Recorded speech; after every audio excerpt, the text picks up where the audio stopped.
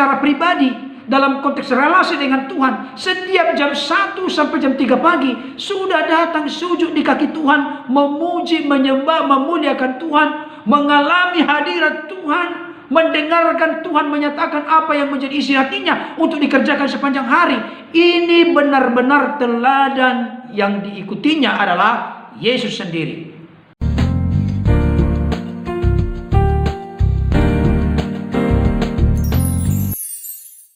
Shalom. Salam sejahtera dalam kasih Tuhan kita Yesus Kristus. Jumpa kembali dengan saya, Pendeta Berton Nababan. Saya menyapa Bapak Ibu Saudara dimanapun berada. Apa kabarnya? Saya berharap dan berdoa Bapak Ibu Saudara dalam keadaan sehat. Jangan lupa tetap semangat, bersukacita, dan bersyukur kepada Tuhan. Kita tahu Tuhan baik, bahwasanya untuk selama-lamanya kasih setianya.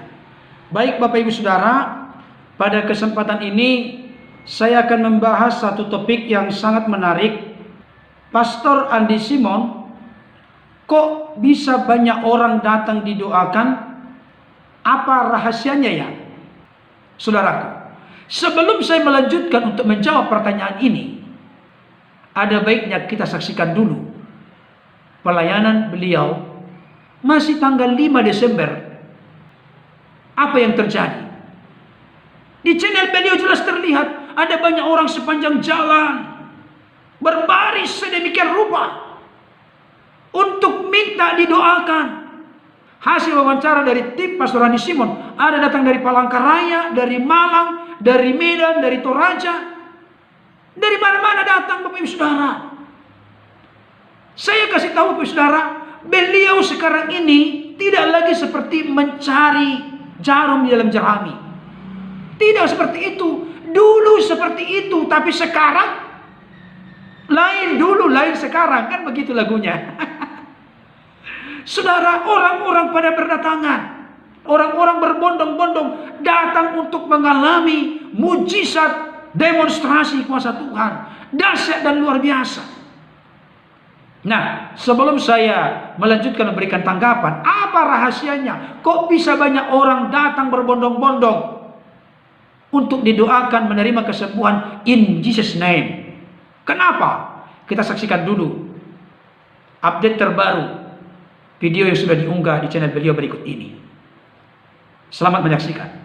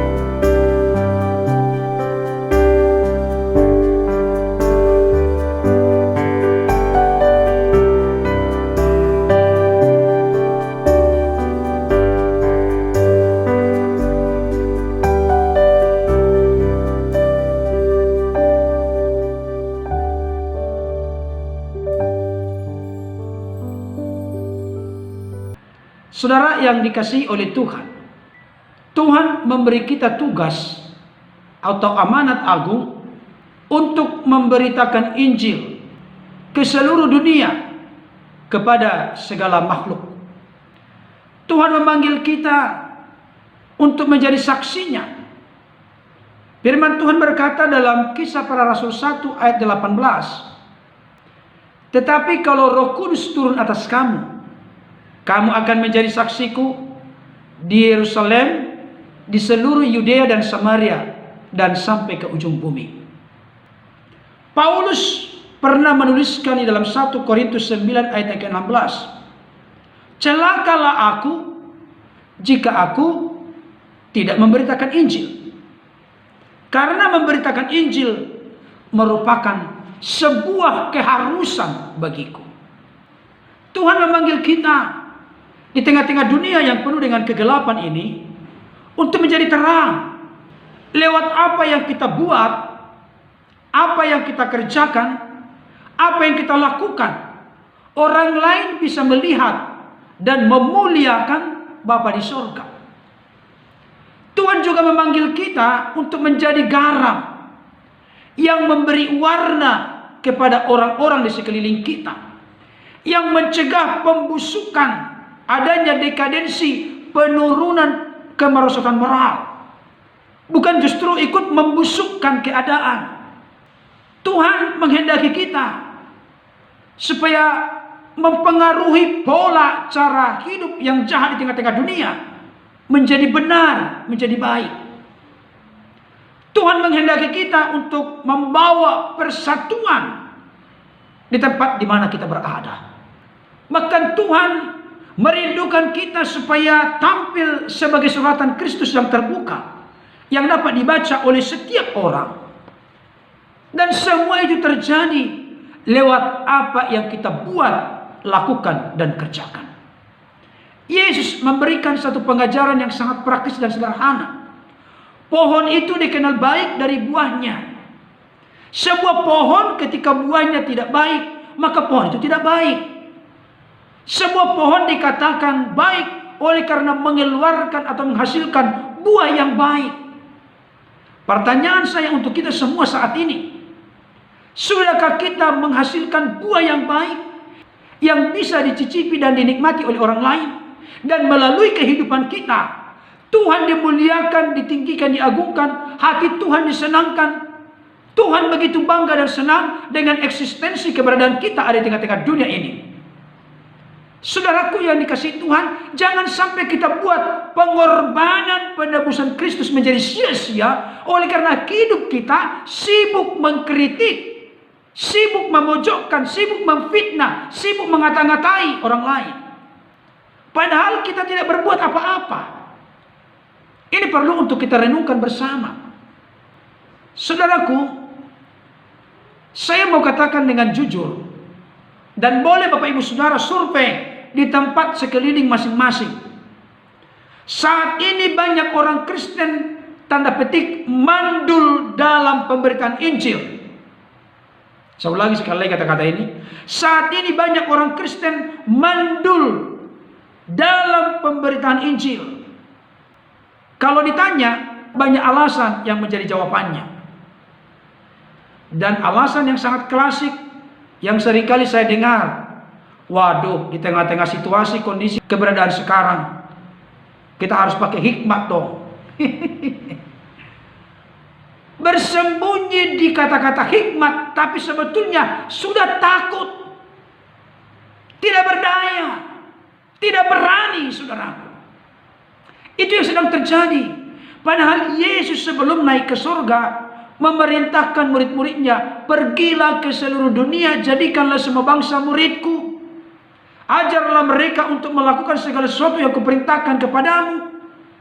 Tapi bagaimana dengan kehidupan atau eksistensi keberadaan gereja saat ini? Khususnya bagi yang suka mengkritik Pastor Andi Simon. Apa yang sudah kau lakukan? Sudah berapa jiwa-jiwa yang kita bawa kepada Tuhan? Bapak Ibu Saudara akan berkata kepada saya, membawa jiwa-jiwa kepada Tuhan itu bukan pekerjaan saya, tapi pekerjaan Roh Kudus. Iya, benar. Roh Kudus yang menginsafkan dunia akan dosa oleh karena tidak percaya kepada Yesus. Tapi Tuhan mau pakai saudara, Tuhan mau pakai saya, Tuhan mau pakai kita semua. Ini sudah mau berakhir tahun ini. Sudah berapa jiwa-jiwa yang kita bawa kepada Tuhan?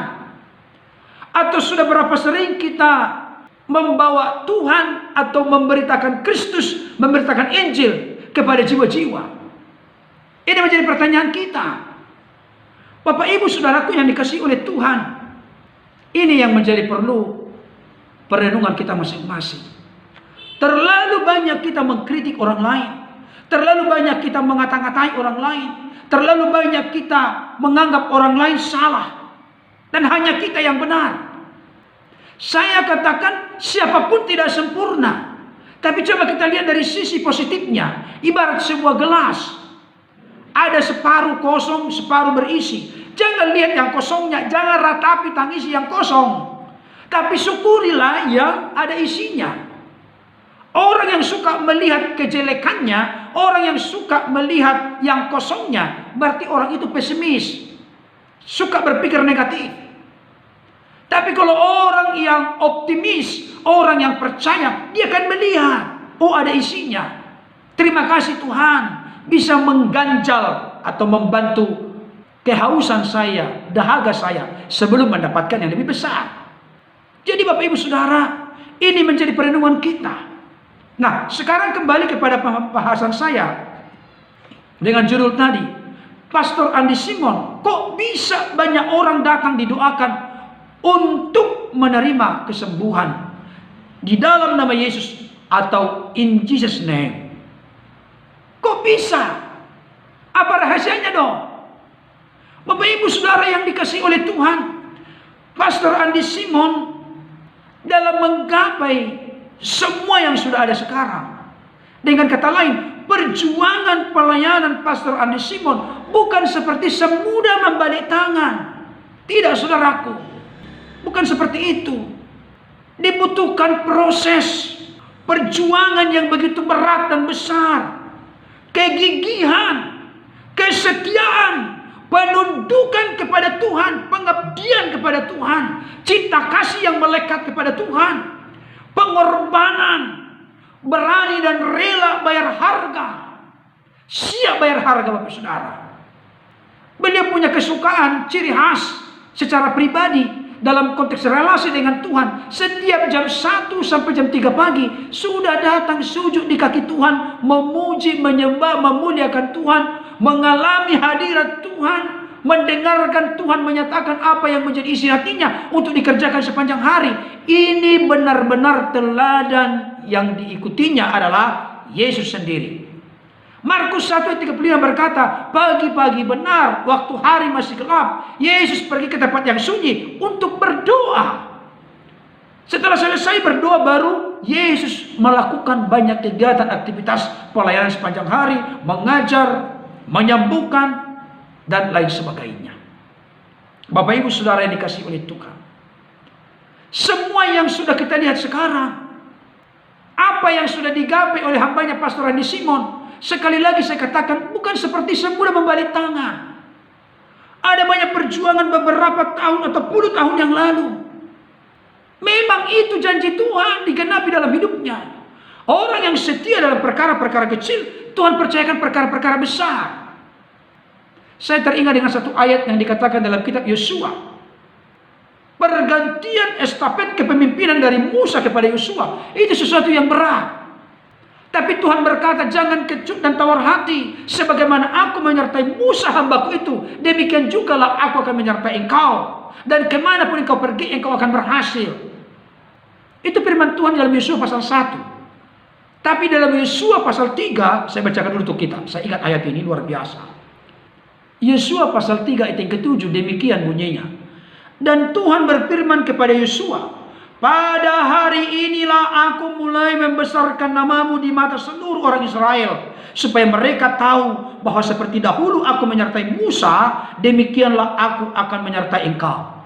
Perhatikan kata-katanya ini, dan ini yang dialami oleh hambanya Pastor Andi Simon. Pada hari inilah aku mulai membesarkan namamu, mempromosikan, meninggikan.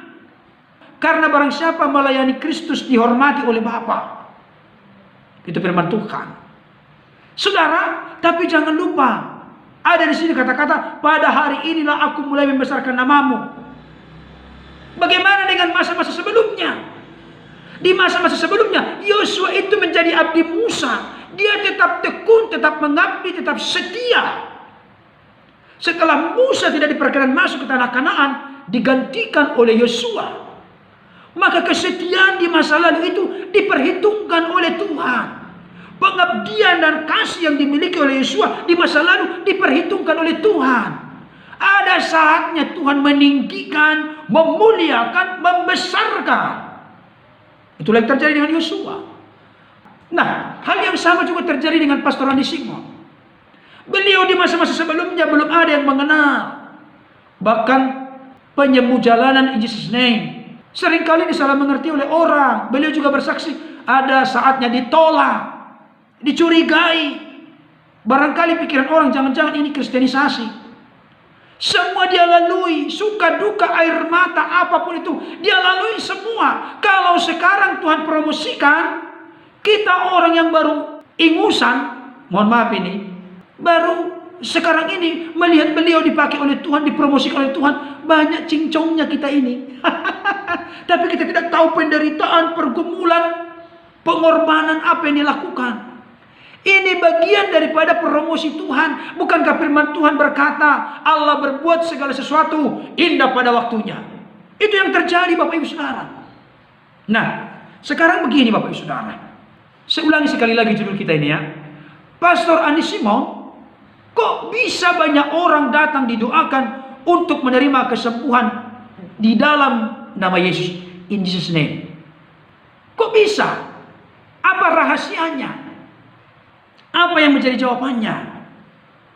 Tentunya orang bertanya, pakai kuasa apa Pastor Andi Simon menyembuhkan? Kok model doanya seperti itu? Tidak ada lagi lipat tangan, tidak ada lagi tutup mata, tundukkan kepala. Tinggal tumpang tangan. In Jesus name. Kapan doanya? Saudara, peristiwa pelayanan dari hambanya Pastor Andi Simon ini, apakah ada dasar dari Alkitab? Siapa sebetulnya yang diteladani, dicontoh oleh Pastor Andi Simon sehingga beliau eksis dalam pelayanan ini? Nantikan di dalam bagian berikutnya. Yang makin seru, saya akan bongkar bagaimana Yesus melakukannya, bagaimana para rasul melakukannya, dan kuasa Tuhan yang sama masih bekerja dahulu, sekarang, sampai selama-lamanya.